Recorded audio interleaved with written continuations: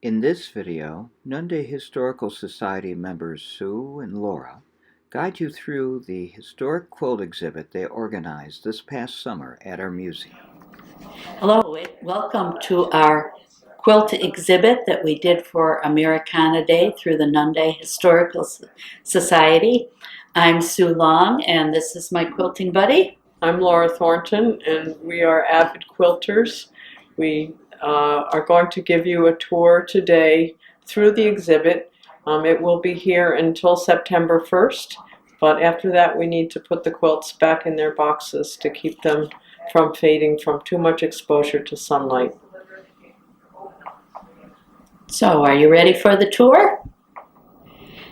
This is a wool coverlet that was woven by a member of a Lakeville family, the Phelps family. This is what the original settlers would have used, the woven ones, before they started with the beautiful patchwork. This is red and blue, probably the late 1800s. On a big loom. This is the second oldest quilt in the collection at the Historical Society. It was made somewhere between the 1890s and the early 1900s. Some of the brown fabrics in the monkey wrench design date as far back as the 1880s, and that can be told by the innovation in the dyes that were available to the fabric makers. The quilt was donated to the Historical Society by E. Boyd Wright in 2012. That's about all we know about the quilt. Sue will now show us the hand quilting on the back.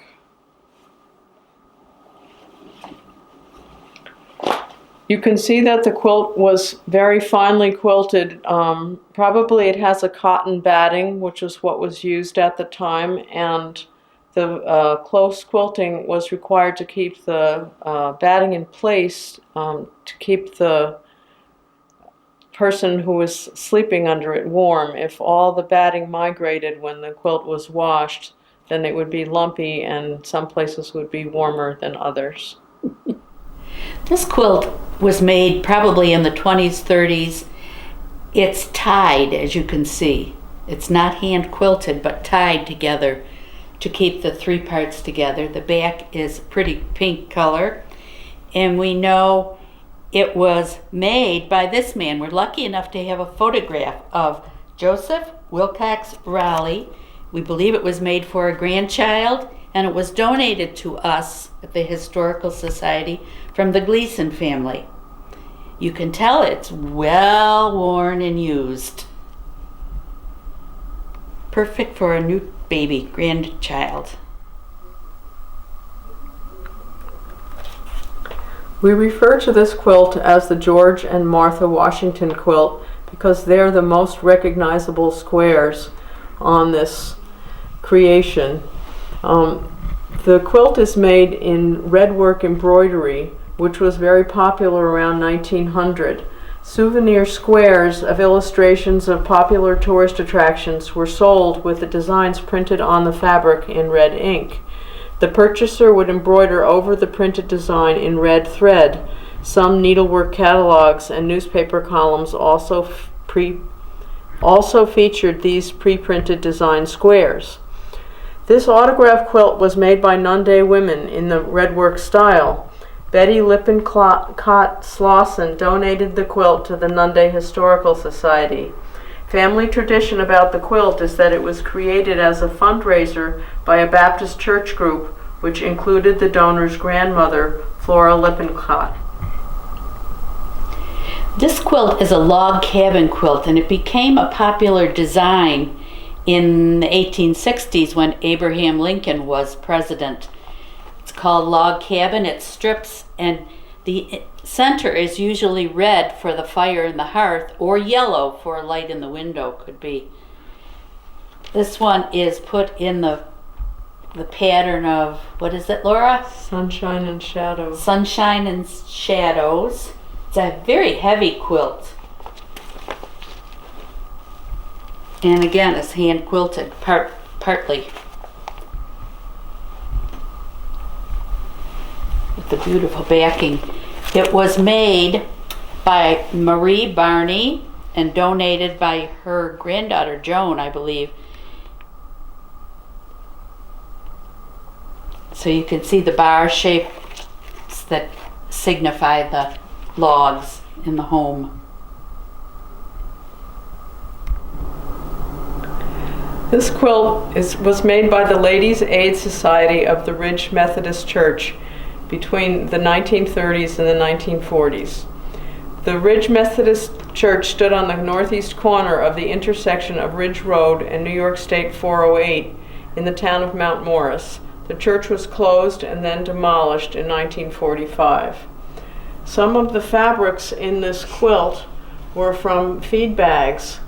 At the time, in the Depression, the feed manufacturers would put the feed or sometimes flour and sugar in cloth bags that were made out of fabric that could then be used for making clothing or quilts.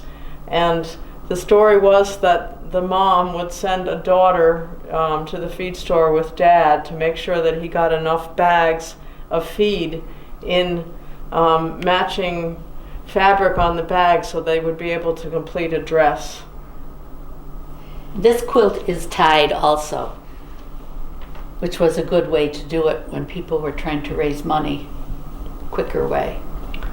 We have the names of some of the members of the Ladies' Aid Society: Myrtle Mann, Gracie George, Eva Thompson, Louise Bryant, Grace George, Edith McCarran, Lottie Wiley, Cora Brewer, Sarah Dalrymple, Etta Kenny, and Ethel Creveling. The quilt was owned by Mary Thompson and acquired from her mother-in-law, Beatrice Thompson. It was donated to the Society in 2016 by John Thompson. This is a Dresden plate pattern. This beautiful quilt is called the 8-pointed star block, and it's completely hand done, hand sewn, quilted and put together by hand, and it's made out of silk fabric. We believe this is clothing that somebody couldn't wear anymore. It made the beautiful blocks. Now, a very special thing is the hand quilting that you can see on the back. You can see the designs. And you can also see these pieces were put together. They couldn't go out and buy because it was expensive, so they would use whatever fabric they had for the backing. You can see it was put together here. This was found in the Frank Wright trunk and donated to the Historical Society by Melva Thompson. This quilt is a really good example of why you should document quilts that are in your possession. If you know who made it, or if it was made for a special occasion, what fabrics went into it, what family members were involved, now is the time to write it down. Because we don't know anything more about this quilt than what we can guess about it from looking at it today. It was found in a trunk, but that's all we know. So if you have a quilt in your family, you should interview it.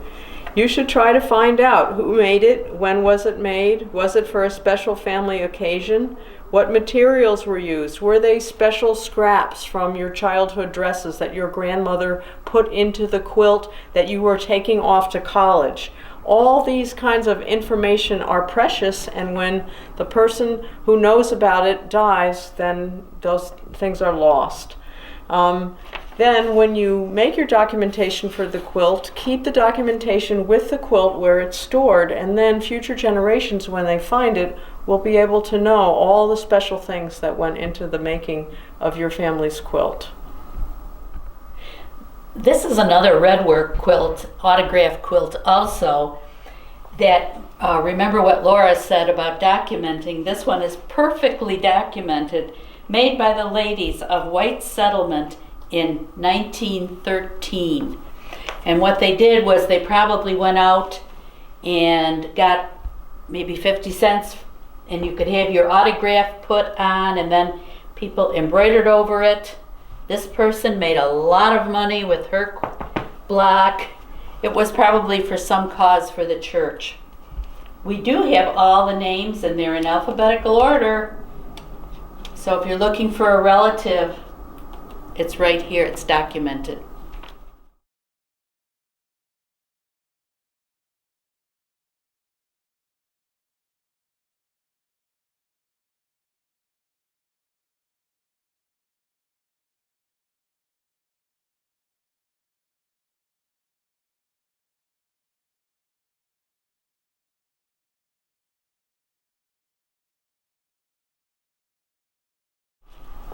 This quilt is not quilted. There's no batting in the middle. It's just two pieces.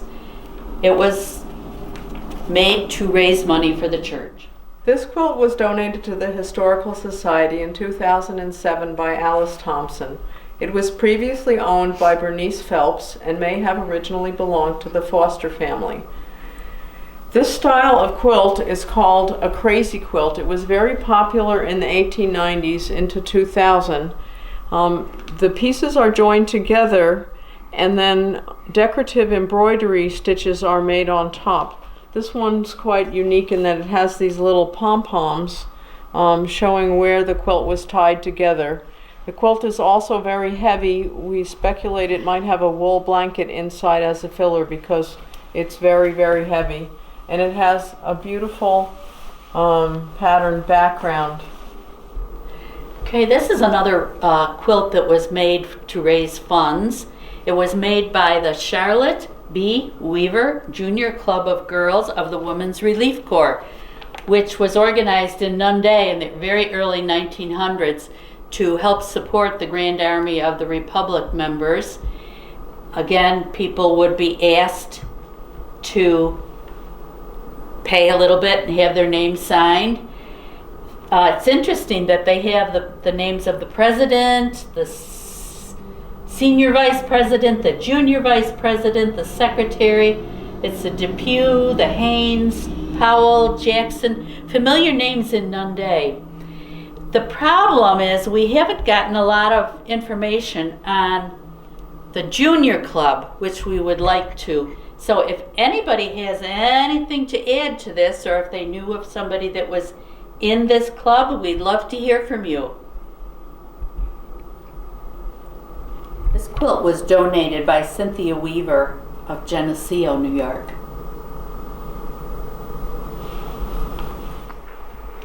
This quilt design is called a Yoyo Quilt. It was sometimes also called a Yorkshire daisy or a puffball. Circles of fabric were gathered together into a double thickness, and then they were sewn together in 4 places to make an overall design. The smaller circles, when they're joined together, leave a hole in the middle. So sometimes these quilts were lined, and sometimes they were just left with the holes like this one is. And then it was sheerly for decoration, not for warmth. Some of the fabrics in this quilt you can see were from the feed sack era. These are some of the designs that were popular in the 30s. And a good thing about when you're making a quilt is after you've made the dresses out of the feed sack, you have the scraps to make the circles to create your yo-yos. This quilt was made by Carrie Green Carpenter in the 1920s. It's owned by Gail Demos, who is her granddaughter. And we figure that there are between 900 and 1,000 individual yo-yos in this quilt. This is our beautiful Bicentennial Quilt that was made by the people in Nunda. People were asked if they would like to have a piece of fabric. You paid $5, I believe it was, for the fabric, and then you could put whatever you want on it. And it's a wonderful example of the businesses, the churches. Some people used photographs, others embroidery. It's just a fantastic display of all of the people that live in Nunda and their families. Then on the side, you could sign your name. You also paid a little bit of money for that to make funds for the bicentennial celebration. It's a beautiful, beautiful quilt. Laura was one of the people that helped put this together. This is done with buttons and tied. It's not quilted together. And there is batting inside.